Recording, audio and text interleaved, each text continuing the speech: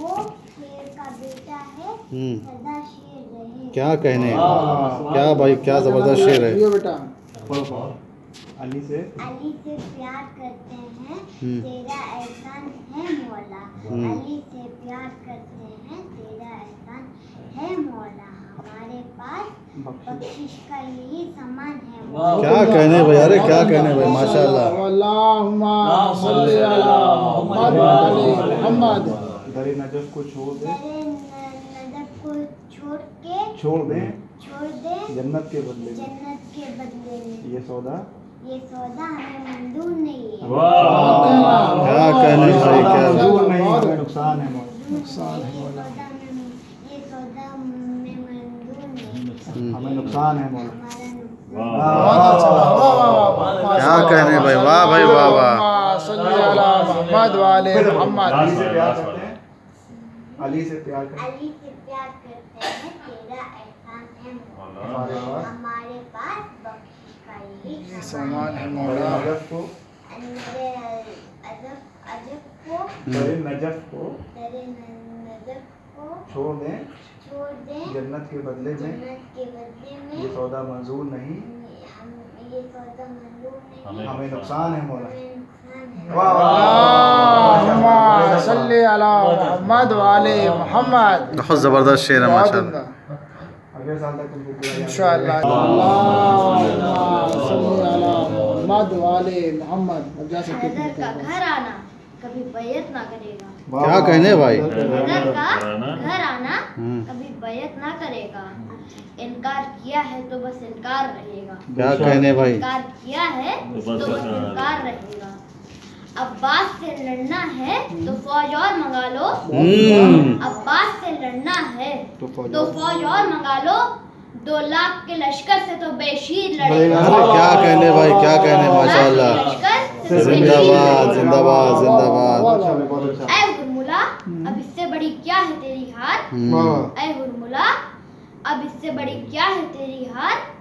शब्बीर का बच्चा तुझे मैदान में हंसेगा। क्या कहने भाई, क्या कहने, क्या कहने भाई, जिंदाबाद जिंदाबाद। फिर से पढ़िए। ऐ हुरमुला अब इससे बड़ी क्या है तेरी हार। ऐ हुरमुला अब इससे बड़ी क्या है तेरी हार। शब्बीर का बच्चा तुझे मैदान में हंसेगा। क्या कहने भाई, क्या कहने, शब्बीर का बच्चा तुझे मैदान में हंसेगा। माशाल्लाह। बातिल की हवा थक गई कुल जोर लगाकर। बातिल की हवा थक गई कुल जोर लगाकर। परचमे अब्बास न झुकाए ना झुकेगा। ये परचमे अब्बास न झुकाए ना झुकेगा। ये परचमे अब्बास न झुकाए ना झुकेगा। माशाल्लाह। अल्लाहुम्मा सल्ली अला मुहम्मद व आले मुहम्मद। एक कहर है अब्बास के तेवर की जलालत। क्या कहने, एक कहर है अब्बास के तेवर की जलालत। जो सामने आएगा वो बेमौत मरेगा। जो सामने आएगा वो बेमौत मरेगा। अल्लाहुम्मा सल्ली अला मुहम्मद व आले मुहम्मद। बता दिया अब्बास ने फौजों को भगाकर। बतला दिया अब्बास ने फौजों को भगाकर। ये घाट हमारा है, हमारा ही रहेगा। क्या कहने, जिंदाबाद। हमारा ही रहेगा। ये घाट हमारा है, मोहम्मद वाले मोहम्मद। चुल्लू से कहा फेंक कर अब्बास ने पानी। चुल्लू से कहा फेंक कर अब्बास ने पानी। इन हाथों में कौसर है तुझे कौन पिएगा। क्या कहने भाई, हाय हाय हाय। अरे क्या शेर है भाई, जिंदाबाद जिंदाबाद। फिर से पढ़ो भाई, फिर से। मौला सलामत रखे भाई, माशाल्लाह। तुझे कौन पिएगा। चुल्लू से कहा फेंक कर अब्बास ने पानी। हाय हाय। चुल्लू से कहा अब्बास ने फेंक कर पानी। इन हाथों में कौसर है तुझे कौन पिएगा। क्या कहना, नारे सलवात सल्ले अला मुहम्मद व आले मुहम्मद। माशाल्लाह बेटा, बहुत जियो जियो। जो चाहे वो लिख आज जमाने के मुअर्रिख। जो चाहे वो लिख आज जमाने के मुअर्रिख। शब्बीर तेरी जीत है एक रोज लिखेगा। शब्बीर तेरी तेरी जीत है एक रोज लिखेगा। क्या कहने, बेशक बेशक बेशक। बातिल पे रवा कौन है और कौन हक पर अटल कौन? रवा कौन है और हक पे अटल कौन? बातिल पे रवा कौन है और हक पे अटल कौन? ज़ैनब तेरी तकरीर से ये राज खुलेगा। तकरीर से ये राज खुलेगा। तेरी तकरीर से ये राज खुलेगा। माशाअल्लाह भाई। ये फैसला तो हो जाएगा, जीत है या हार। ये क्या अंदाज है माशाअल्लाह। तो हो जाएगा, जीत है या हार। अल्लाहुम्मा सल्ली अला मुहम्मद व आले मुहम्मद। ये फैसला लहजे में जो कुरान कहे शब्बीर बनेगा। लहजे में जो कुरान कहे शब्बीर बनेगा। जिंदाबाद। लहजे में जो कुरान कहे शब्बीर बनेगा। जिंदाबाद जिंदाबाद। जी अल्लाहुम्मा सल्ली अला मुहम्मद व आले मुहम्मद। मोहम्मद व आले मोहम्मद। हमसे गमे शब्बीर का सौदा नहीं होगा। क्या कहने भाई। हमसे गमे शब्बीर का सौदा नहीं होगा और नहीं होगा नहीं होगा नहीं होगा। हमसे गमे शब्बीर का सौदा नहीं होगा, नहीं होगा नहीं होगा नहीं होगा। और मेराज पे अपनाएगा वो लहजाए हैदर। मेराज पर अपनाएगा लहजाए हैदर। अल्लाह का अपना कोई लहजा नहीं होगा। क्या कहने भाई। है मेराज पे अपनाएगा क्या कहने। सुभान अल्लाह। लिसानुल्लाह। अल्लाह का अपना कोई लहजा नहीं होगा। और लिसानुल्लाह। माथे की शिकन को तलवार बना रखा है। माथे अब्बास। की शिकन को तलवार बना रखा है। अब्बास तुम सा कोई दूसरा सुरमा नहीं होगा। कहने भाई। अब्बास तुम सा कोई दूसरा सुरमा नहीं माशाअल्लाह। होगा। जिंदाबाद जिंदाबाद।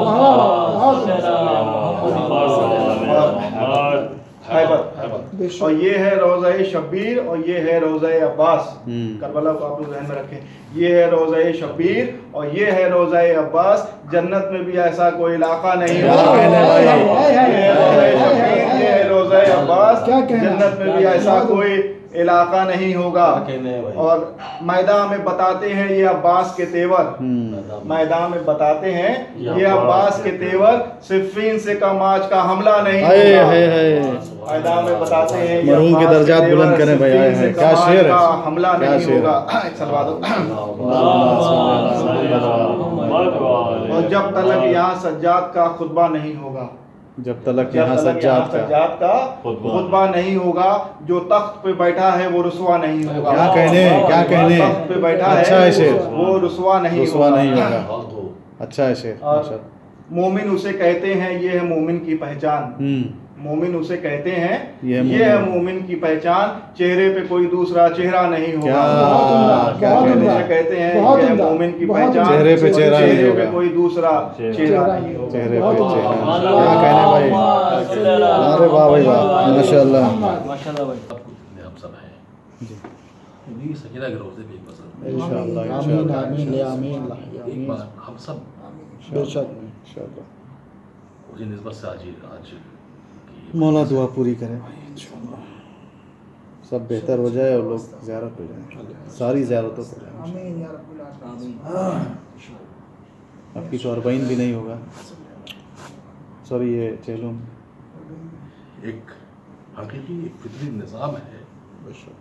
हम सब साहिब औलाद हैं और इसको बड़ी शिद्दत से महसूस करते हैं। बेशक बेशक तसव्वुर कर लें आप बेशक कि उस बच्ची पे क्या गुजरी होगी। फातिहा। बिस्मिल्लाह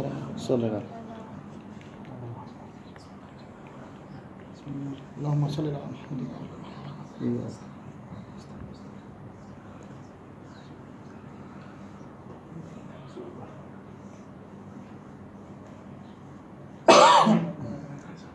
जब दुख्तर शैबान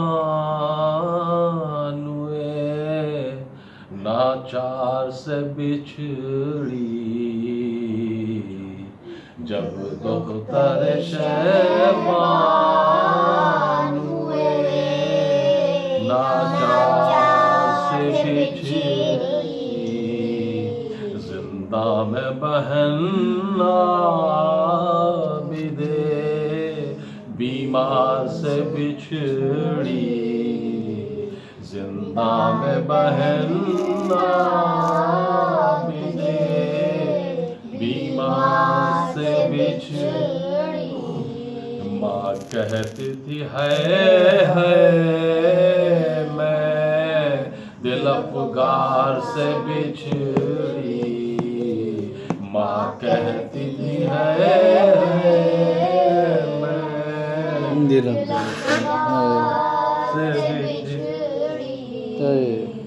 लो बीबियों मासूमा भी नादार से बिछड़ी, लो बीबियों मासूमा भी नादार से बिछड़ी।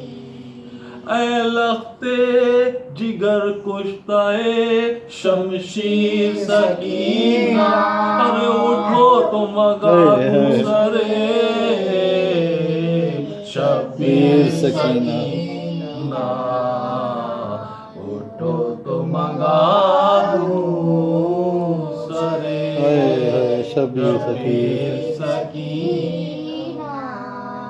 सब अश्कों से मुंह धोते हैं, सदके गए उठो, सामाने अज़ा होते हैं, सदके गए उठो, जा अपनी हरम खोते हैं, सदके गए उठो, हर सजादे हज़ीर होते हैं, सदके गए उठो। हैरान हूँ मैं भाई का दम भरती थी तुम तो, हर सज्जाद के रोने से पुकार करती थी तुम तो, सज्जाद के रोने से पुकार करती थी तुम तो। याद आता है बीबी के गमो रंज का सहना, कानों से कभी खून कभी अश्कों का वो बहना, शह से मेरा सर खुलने का अहवाल न कहना, अरे बीबी मेरे असगर की खबर भेजते रहना, अम्मा की जुदाई का नगम खाइयो बीबी, जी खेल के असगर से दिल बहलाइयो बीबी, जब दुख्तर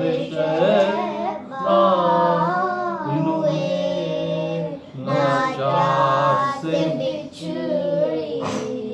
इस नन्ही सी मैयत के मैं कुर्बान सकीना, अरे कुल 4 बरस की थी मेरी मेहमान सकीना, क्यों कर हो तेरे दफ्न का सामान सकीना, अरे मिल जाना कफन का नहीं आसान सकीना, अरे जिंदान है रहने के लिए घर भी नहीं है, अरे बीबी तुम्हें मालूम है चादर भी नहीं है, बीबी तुम्हें मालूम है चादर भी नहीं है।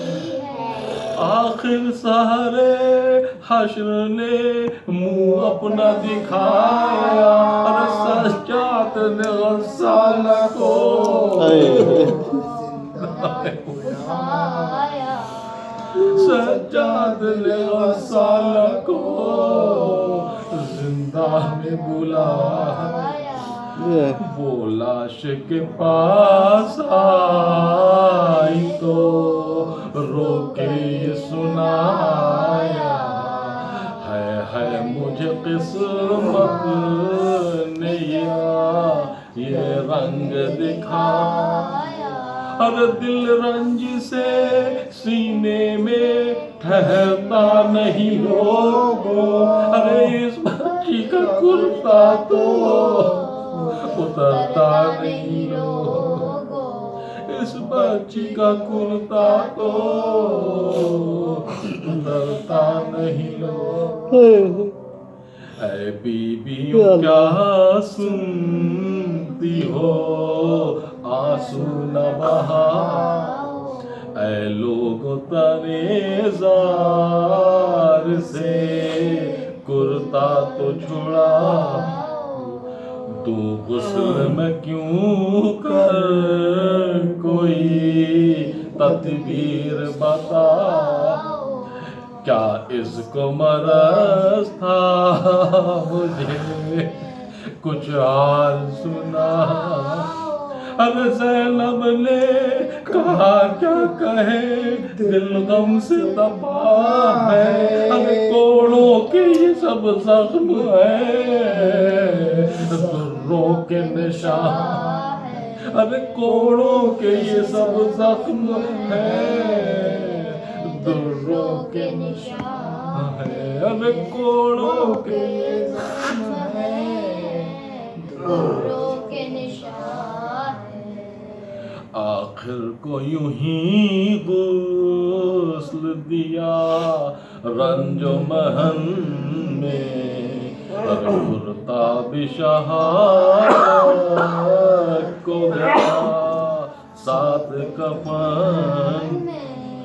रोकर कहा आबिद ने की ताकत नहीं तन में, या शाह खुदा खाक पे क्या सोते हो बाग में। अरे नाचार हूँ मैं दागे हसीना न उठेगा, अरे बीमार से ताबूते सकीना न उठेगा, बीमार से ताबूते सकीना न उठेगा।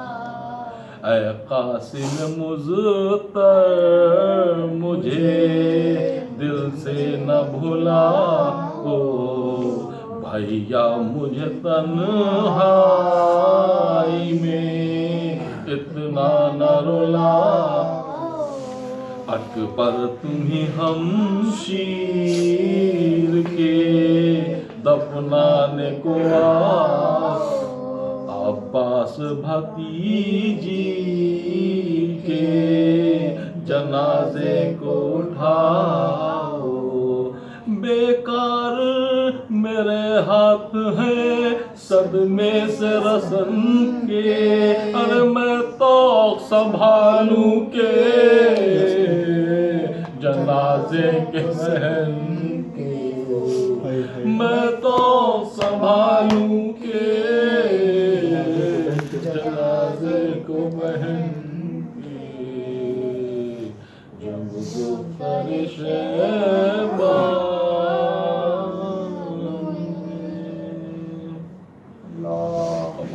अल्लाहुम्मा सल्लि अला हनीफन फितरतल्लाहि लती व फितरन नासा इलैहि सलवात। मोहम्मद वाले मोहम्मद। कुरान मजीद का 30वां सूरा सूरह रूम, उसकी 30वीं आयत, इसमें इरशाद रब्बुल इज़्ज़त हो रहा है कि पाकिर वजह का ये दीन हनीफन। ऐ ईमान लाने वालों, ऐ कलमा पढ़ने वालों, तुम लोग अपना चेहरा दीन हनीफ की तरफ करो। फितरतल्लाहि लती व फितरन नासा इलैहि, और अल्लाह ने जो फितरत तुम्हारे अंदर पैदा की है उस पर अमल करो। पिछली मजलिस में मैंने आप लोग के सामने फितरत पर एक आध मिसालें दी थी कि फितरत, जब इंसान की किसी दिल में फितरत होती है तो उसको बताने की या समझाने की ज़रूरत नहीं होती है, वो अपने फितरत के मुताबिक काम करता है। बेशक। और रसूलुल्लाह की जो एक मशहूर हदीस कि हर बच्चा फितरत इस्लाम पे पैदा होता है, तो अगर हर बच्चा फितरत इस्लाम पे पैदा होता है तो मेरे ख्याल से इतने नबी या इतनी किताबें या कुरान अल्लाह को भेजने की ज़रूरत नहीं पड़ती। क्या कहने। देखिए, एक मिसाल मैंने बहुत सामने की आप लोगों को दी थी कि माँ की फितरत में है औलाद की मोहब्बत। माँ नहीं चाहेगी कि वो अपने बेटे का जनाजा देखे, क्यों? क्योंकि वो अपनी औलाद से मोहब्बत करती है। या माँ नहीं चाहेगी कि 2 मिनट के लिए भी या कुछ लम्हे के लिए भी उसका बेटा जनाजे की शबीह बने, क्यों? क्योंकि औलाद की मोहब्बत। लेकिन एक वाक़या हमारी नज़र में है, जब मौलाए कायनात ने मिंबर कूफा से कहा कि सलूनी सलूनी, जो पूछना है पूछो, क़ब्ल इसके कि मैं तुम्हारे दरमियान ना रहूं। तो लोगों को तो वहाँ पे सवाल अच्छे करने चाहिए थे कि मौला आसमान के बाद क्या है, फ़ज़ाओं के बाद क्या है, ज़मीन की कशिश के बाद क्या है, लेकिन वहाँ पे लोगों ने सवाल ऐसे बनाना शुरू किए कि इनको मौलाए कायनात को लाजवाब कर दें। उसमें कुछ लोगों ने ये साजिश करी कि औरत के पास गए कि भाई तुम ये रकम ले लो और अपने बेटे को जनाजे की शबीह बना दो। वाक़या आप लोगों का सुना हुआ है, लेकिन उसका एक नतीजा निकालना है कि भाई तुम ये रकम ले लो और अपने बेटे को जनाजे की शबीह बना दो और हम इनके पास लेके जाएंगे और ये जब नमाज जनाजा पढ़ा देंगे तो हम इनसे पूछेंगे, या अली आप तो आसमान के रास्तों की बात करते हो और आपको चादर के नीचे का हाल नहीं मालूम। देखिए, इस वाक़े में वो लड़का मर गया, हमें इस पर कोई भी एतराज़ नहीं है, ठीक है, हमें इसमें कोई भी एतराज़ नहीं। और लड़का ज़िंदा भी हो गया, हमें इस पर भी कोई एतराज़ नहीं है। क्यों? क्योंकि हमें पता है हम मौलाए कायनात के इख्तियार पर, मौलाए कायनात के इख्तियार पे और मौलाए कायनात के इख्तियार पे हमको पूरा यकीन है, पूरा अकीदा है, हमारा पूरा यकीन है कि भाई वो लड़का मर गया और जिंदा रह गया। दूसरों को इस वाक़े में जो भी हैरत होती हो, लेकिन हमें इस बात पे कोई हैरत नहीं होती कि वो लड़का मरा कैसे और जिंदा कैसे हुआ। भाई जब जनाबे ईसा मुर्दों को जिला सकते हैं तो क्या मौलाए कायनात क्या कहने भाई, जिंदाबाद जिंदाबाद, क्या कहने, माशाअल्लाह। पैगम्बर ने कहा कि अगर फातिमा ना हो, अगर अली ना होते तो फातिमा का कोई कुफो ना होता। क्या बात है। अगर अली ना होते तो फातिमा का कोई कुफो ना होता।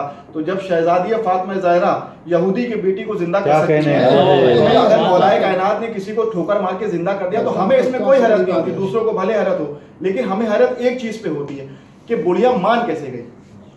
हैरत हमको इस पे होती है कि बुढ़िया मान कैसे गई, कि भाई कोई भी माँ ये नहीं चाहेगी कि उसका बेटा जनाजे की शबीह बने या उसका बेटा उसके सामने मर जाए, लेकिन बुढ़िया राजी हो गई। तो एक बात समझ में आई कि अगर अली की दुश्मनी दिल में है तो लोग बेफिक्री काम भी करने लगते हैं। क्या मिसाल दी, बहुत अगर अली की दुश्मनी दिल में है तो लोग बेफिक्री काम भी करने लगते हैं।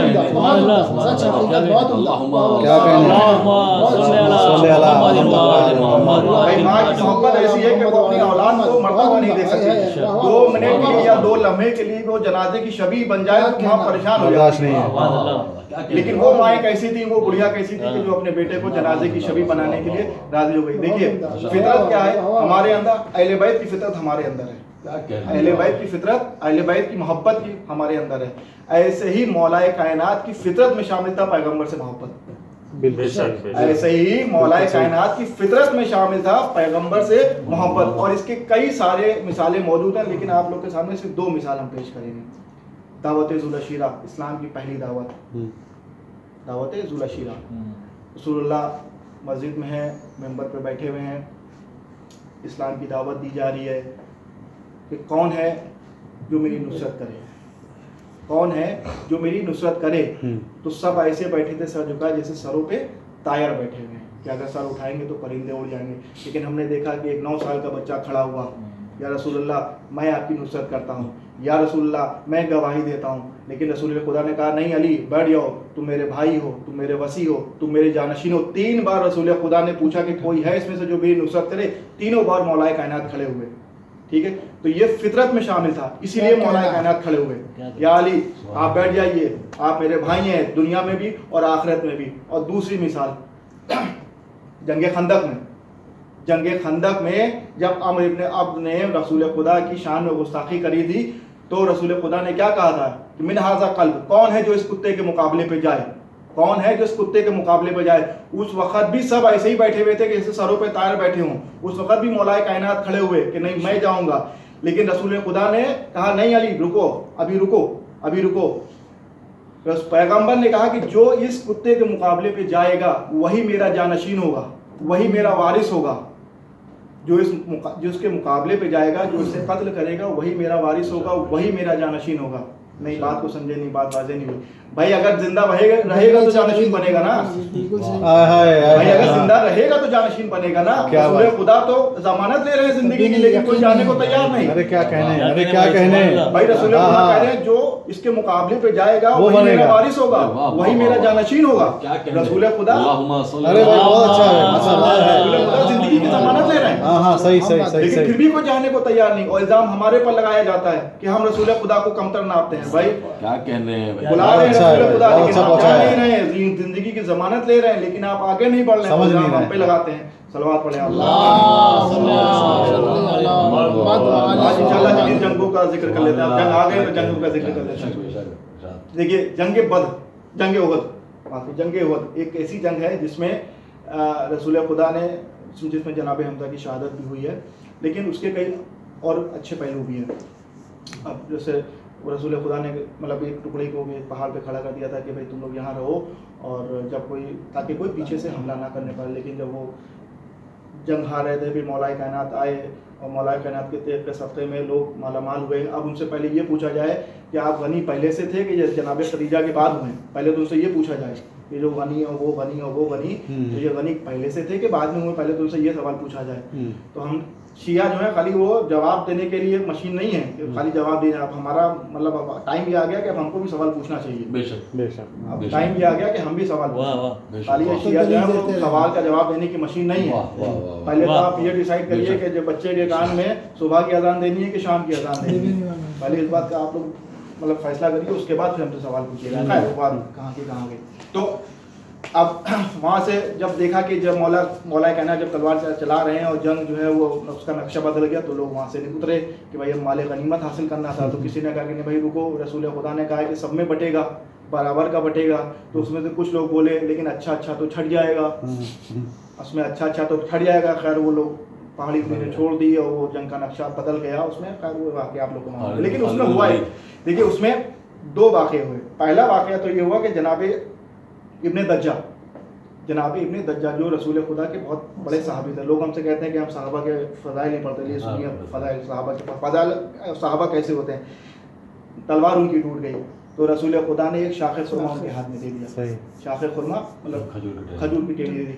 जैसी वो खजूर की टहनी उनके हाथ में आई वो तलवार बन गई। भाई नबी का मौजूदा है, इस पर तो हम कुछ कह भी नहीं सकते, ना हम कुछ कह सकते हैं ना वो कुछ कह सकते हैं। अब उन्होंने जंग करते करते करते, वो खुद कहते हैं कि जंग करते करते सफ़ों को चीरते हुए मैं उस जगह पे पहुंच गया जहां पर हिंदा अपनी ऊँटनी पे बैठी हुई थी और लोगों को भड़का रही थी कि आगे जाओ, मोहम्मद को कत्ल कर दो, आगे जाओ, मोहम्मद को कत्ल कर दो, आगे जाओ, मोहम्मद को कत्ल कर दो।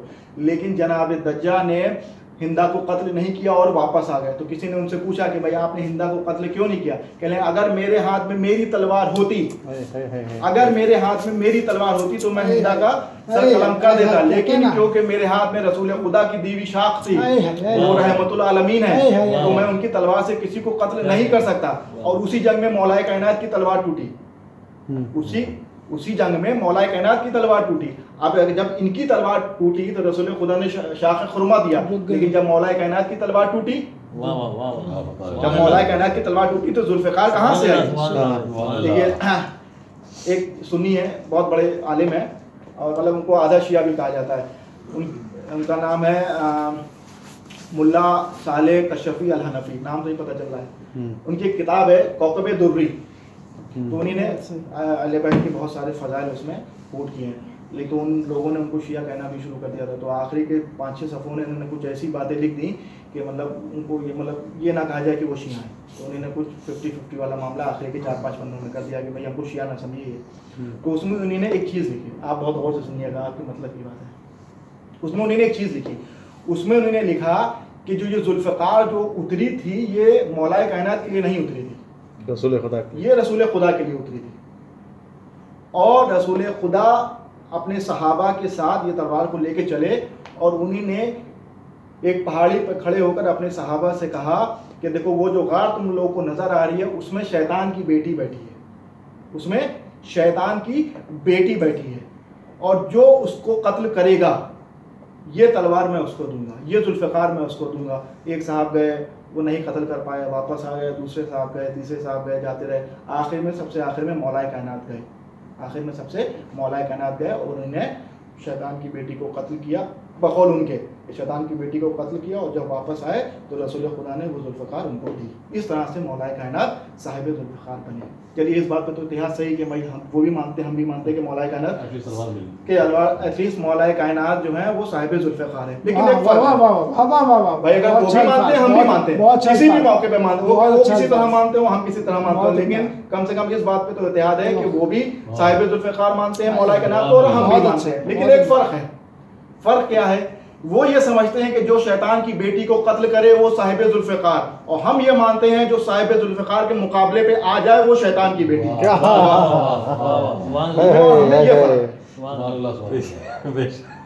आगे समझ में आ गया? चलिए सवाल पढ़िए।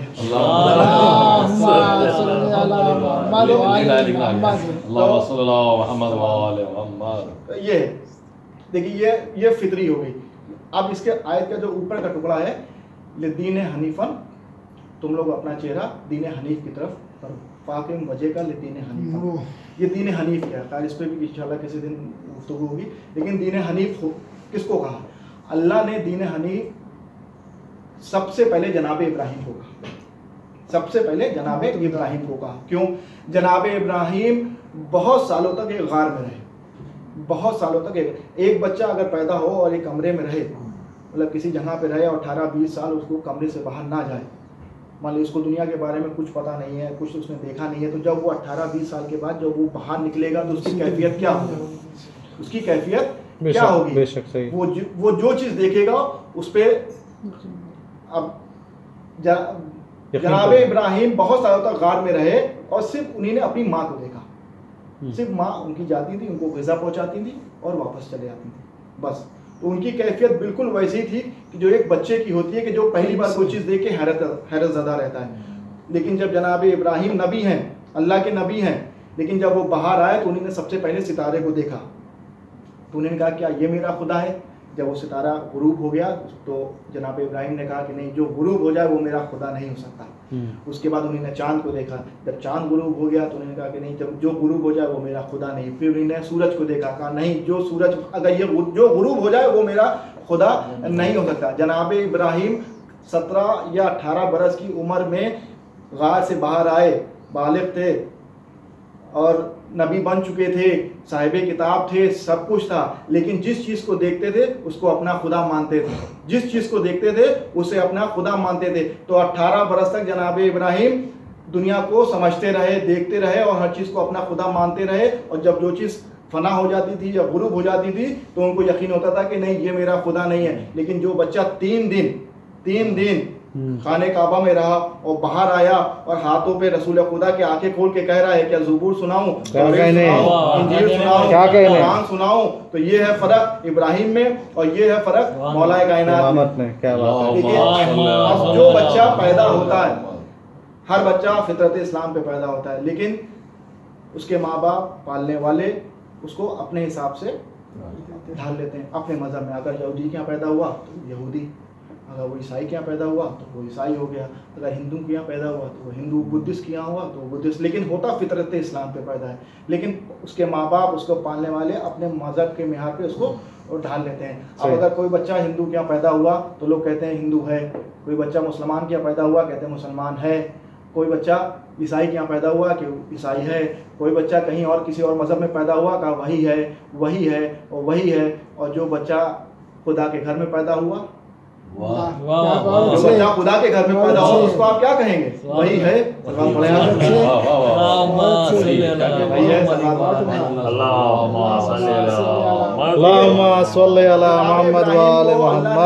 हनीफ क्यों कहा?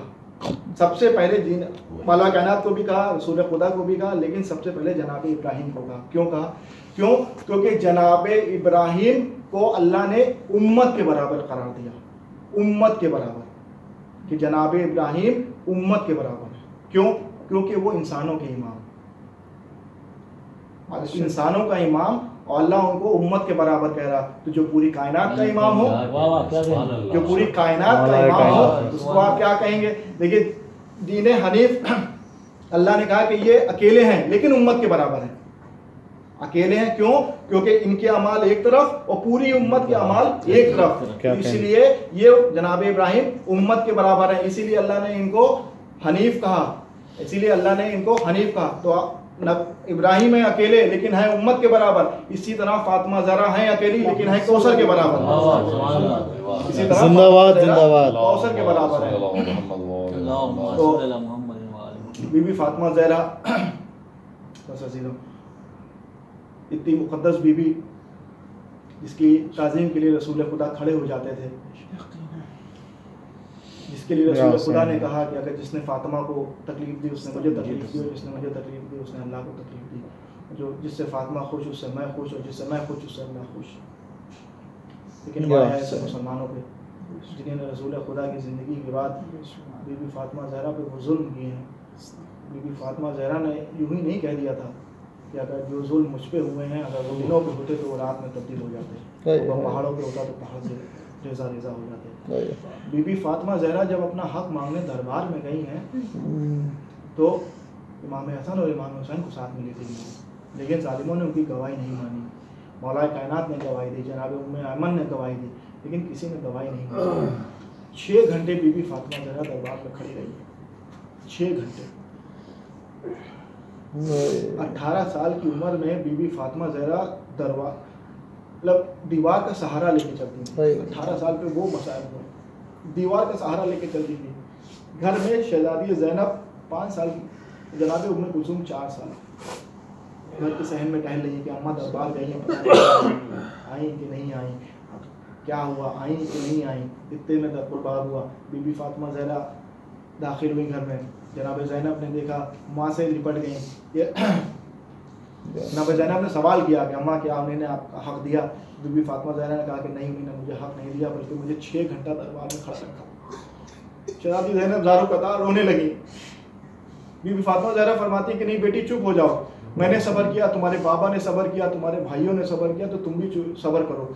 शहजादी ज़ैनब ने जवाब दिया कि अम्मा मैं इस बात पे नहीं रो रही हूँ कि आपको हक नहीं मिला, मैं तो इस बात पे रो रही हूँ कि सब बैठे रहे और आप खड़ी रही, मैं इस बात पे रो रही हूँ।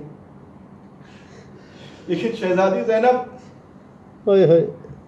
अम्मा को देख के तो उनको बहुत हिम्मत आई होगी, लेकिन उनको नहीं पता होगा कि करबला में क्या होने वाला है। शहजादी ज़ैनब जब करबला में आई है तो जो सफ़र मैंने जो तय किया है करबला से कूफे और कूफे से शाम, उनके साथ एक बच्ची और थी, एक 3 साला बच्ची। देखिए कई जगह पे जनाब सकीना को 3 साल का कहा जाता है, कहीं पे 4 साल का कहा जाता है, तो दोनों सही हैं, दोनों ही सही हैं, क्योंकि करबला में जनाब सकीना बीबी सकीना 3 साल की थी, करबला में बीबी सकीना 3 साल की थी, और शहादत जो हुई है कैद खाने में वो 4थे साल को हुई है। क्यों? क्योंकि ये काफिला, ये अहले हरम 1 साल तक कैदी रहे, तो इसलिए 1 साल के बाद बीबी सकीना की जो शहादत है वो 4 साल से हुई है। जब अहले हरम दरबार में पहुंचे हैं तो यजीद तश्त में इमाम हुसैन का सर रखा है और अपनी छड़ी से उनके लबों पे गुस्ताखी कर रहा है। तो किसी ने कहा कि हाजा उम्मे कुलसूम, हाजा ज़ैनब, हाजा उम्मे रबाब, हाजा उम्मे लैला, तो हर बीबी अपनी पीछे वाली बीबी के पीछे छुप जाती थी। क्यों? क्योंकि किसी को ये बर्दाश्त नहीं था कि मखना हो चादर बीबियाँ वहाँ पे खड़ी हुई थी, तो उसमें एक 4 साल की बच्ची भी थी जो अपना एक हाथ गले पे रखी हुई थी और अपना एक हाथ मुंह पे रखी हुई थी। तो यजीद ने पूछा कि सकीना बीबी ये बताओ कि तुम अपना एक हाथ गले पे क्यों रखी हो और अपना एक हाथ चेहरे पे क्यों रखे हो? तो सकीना ने कहा, ए यजीद मेरी फूफियों के बाल बहुत बड़े हैं तो वो अपना चेहरा अपने बालों से ढके हुए हैं, लेकिन मेरे बाल बहुत छोटे हैं, मैं बालों से पर्दा नहीं कर सकती, इसलिए अपना हाथ अपने चेहरे पे रखे हूँ और गले पे हाथ इसलिए रखे हूँ क्योंकि सारी बीबियों के रस्म जो है वो बाजू पे बंधे हैं और मेरी रस्म मेरे गले पे बंधे हैं। तो जब कोई बीबी अपना बाजू उठाती है तो मेरा गला बहुत खिंचता है, इसीलिए। जदीद कहता है कि सकीना, मैंने सुना कि तुम्हारे बाबा तुमसे बहुत प्यार करते थे। सकीना ने कहा हाँ, मेरे बाबा मुझसे बहुत प्यार करते थे और जब तक उनका सीना ना मिल जाए तो मुझे नींद नहीं आती थी। जदीद कहता है कि मैं कैसे मानूं, अगर तुम साबित कर सकती हो तो बताओ। शहजादी सकीना ने अपना जला हुआ कुर्ते का दामन उठाया, आवाज दी, बाबा, भरे दरबार में मेरी और आपकी मोहब्बत का इम्तिहान हो रहा है। सरे हुसैन बुलंद हुआ, हवा में परवास करते हुए बीबी सकीना के कुर्ते पे आ गया। बच्ची ने मुंह पे मुंह रख दिया। ए बाबा, आपके बाद तमाचे मारे गए, कानों से गोशवारे छीने गए। अल-मुख्तसर, ये अहले हरम जब कैद खाने में जब पहुंच गए तो कैद खाने का वो हाल था कि बीबियां सीधे खड़े नहीं हो पाती थी, क्योंकि कैद खाने की छत इतनी नीचे थी कि बीबियां सीधे खड़े नहीं हो पाती थी। और वहां पर उस कैद खाने को ऐसे बनाया गया था कि जहां दिन की धूप पड़ती थी और रात की ओस पड़ती थी। दिन की धूप पड़ती थी और रात की ओस पड़ती थी। उसमें छोटी सी एक बहुत सुराख, भैया आप उसको ताक या खिड़की कह सकते हैं, जिसमें जनाब सकीना जो है वो परिंदों को देखा करती थी।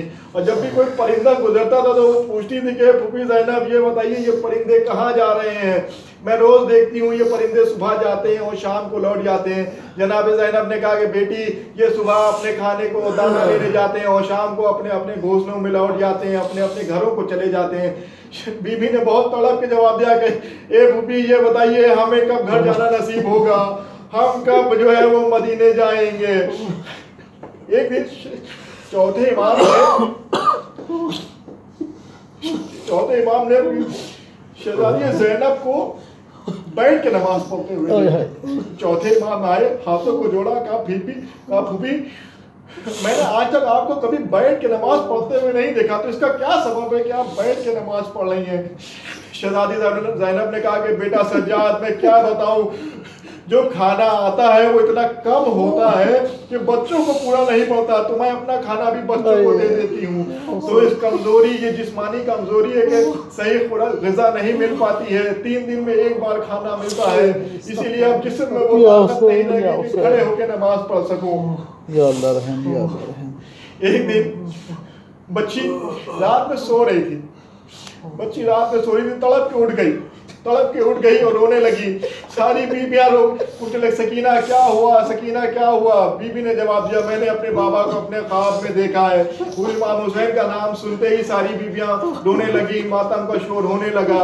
यजीद तक खबर गई कि क्या हो रहा है, कैद खाने में ये आवाज़ें कैसी हैं? तो किसी ने कहा कि सकीना ने अपने बाबा को ख्वाब में देखा है। यजीद ने कहा कि ठीक है, वहाँ हुसैन का सर जो है वो सकीना तक पहुँचा दिया जाए। तब हुसैन का सर तश में लाया गया, बीबी सकीना ने अपनी गोद पे रखा और रुखसार पे रुखसार रख दिए। ए बाबा, जब से आप गए हैं मुझे सोना नसीब नहीं हुआ। आप तो जानते हैं कि जब तक आपका सीना ना मिल जाए मुझे नींद नहीं आती है। बीबियों ने जो शोर बुलंद किया, रोना होने लगा। ये कहते कहते सकीना खामोश हो गई। जनाब ज़ैनब ने शाना हिलाया, ए बेटी उठो, लेकिन कोई जवाब नहीं आता। जनाब उम्मे रबाब आगे बढ़ी, ए बेटी उठो, लेकिन कोई जवाब नहीं आता। चौथे इमाम ने देखा, कहा ज़ैनब सकीना हम सबको छोड़ के चली गई हैं, रूह परवास कर गई। कैद खाने में ही चौथे इमाम ने बंदे हाथों से सकीना की कब्र बनाई। कफन देना चाहते थे, लेकिन क्योंकि कुर्ता पीठ इतनी जख्मी थी कि कुर्ता पीठ से चिपक गया था, कुर्ता जो है वो उतर नहीं रहा था। तो हमारे चौथे इमाम ने उसी कुर्ते के साथ जो है वो जनाब सकीना को जो है वो दफन किया। जैसी कब्र में लिटाना चाहते थे, 2 हाथ नमूदार हुए, लाओ बेटा सैयद सज्जाद, मेरी बेटी को मुझे दे दो। अल-मुख्तसर चौथे इमाम ने सकीना को जो है वो दफन किया। उसके बाद 1 साल के बाद जब ये कैद खाना, जब ये अहले हरम छूट के मदीने जाने लगे, तो जब ये उम्मे रबाब सकीना की कब्र पे आई, ये बेटी तुम तो कहती थी कि वतन कब जाएंगे, देखो हम कैसे आज़ाद हो गए और हम वतन जा रहे हैं, क्या तुम हमारे साथ नहीं जाओगी? क्या तुम यहीं हमें छोड़ के सोओगी?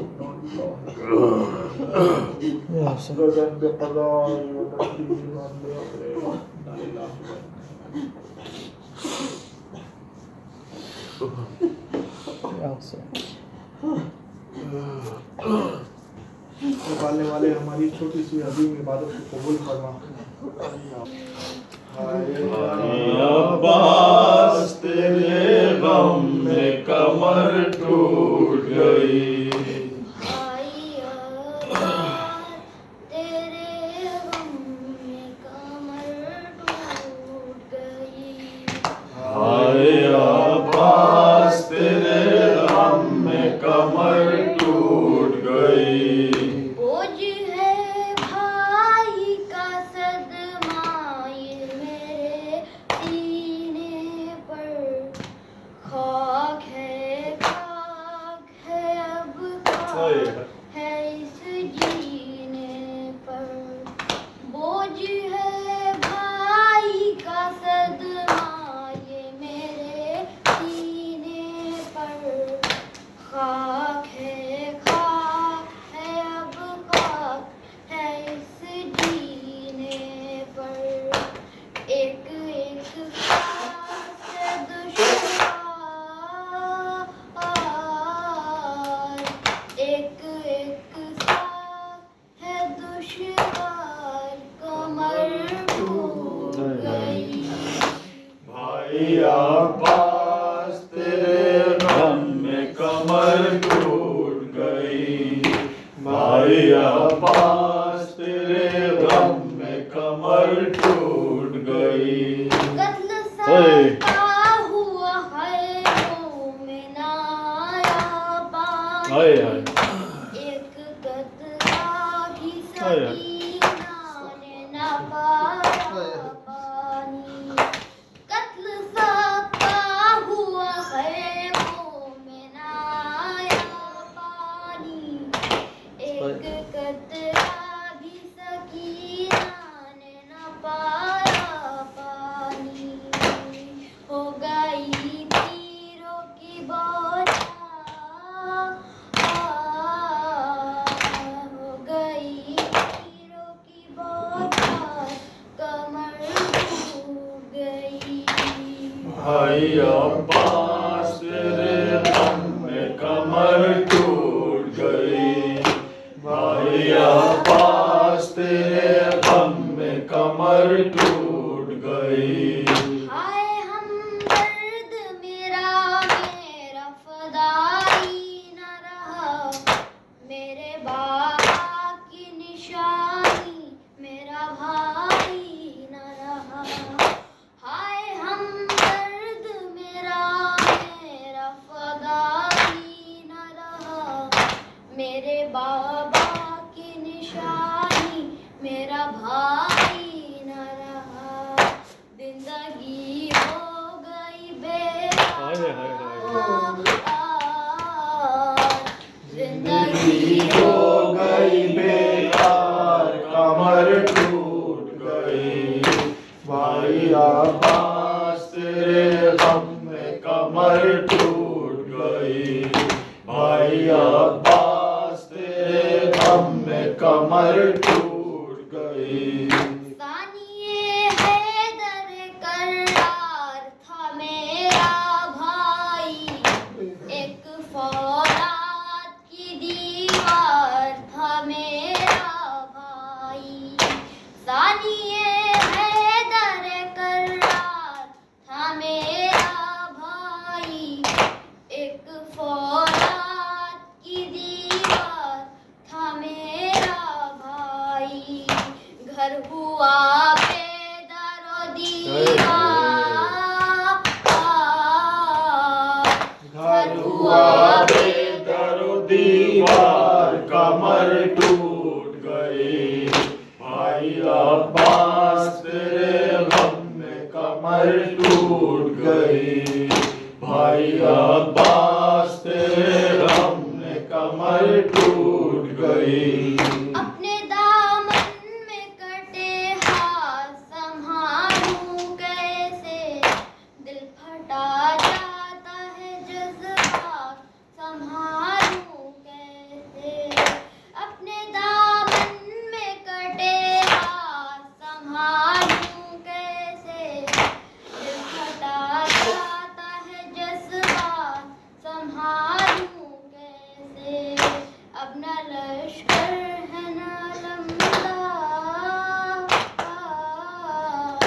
अपना लश्कर लमदार कमर टूट गई। भाई अब्बास तेरे गम में कमर टूट गई। भाई अब्बास तेरे गम में कमर टूट गई। लाश अकबर की उठाना भी अभी बाकी है, कब्र असगर की बनाना भी अभी बाकी है।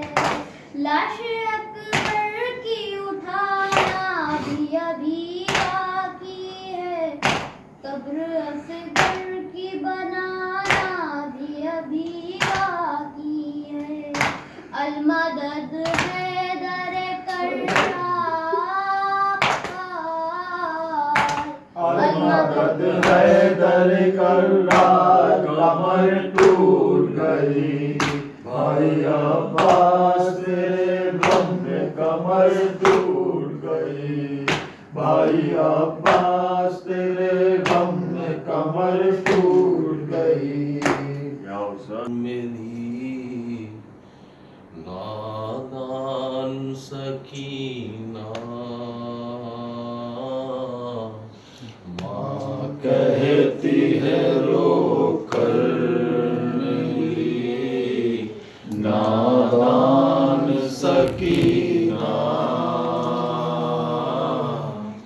माँ कहती है रोकर मेरी नादान सकीना।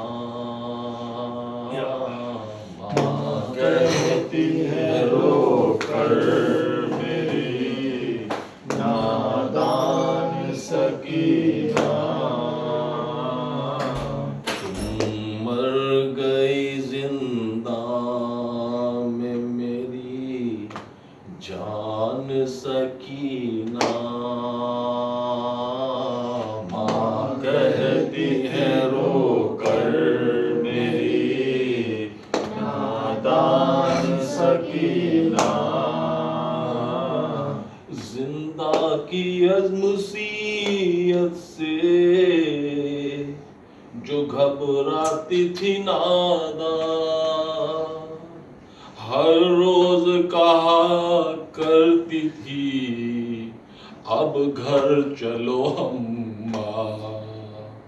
हर रोज कहा करती थी अब घर चलो अम्मा।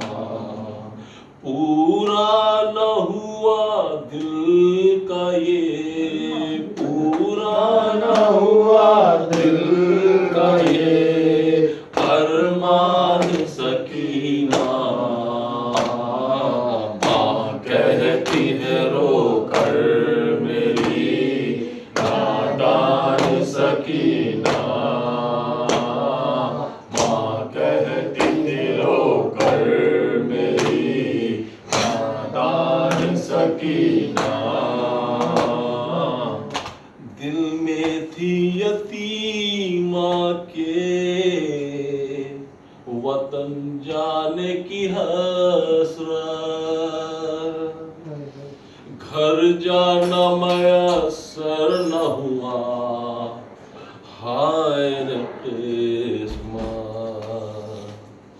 मदफन ही तेरा बन गया, मदफन ही तेरा बन गया जिंदान सकीना। माँ कहती थी रोकर मेरी नादान सकीना। माँ कहती है रोकर मेरी नादान सकीना। चादर भी नहीं जो तेरी लहद पर मैं चढ़ा दूं, है शम्मा नहीं जो तेरी तुरबत पे जला दूं। डर जाओ न तारीक है, डर जाओ न तारीक है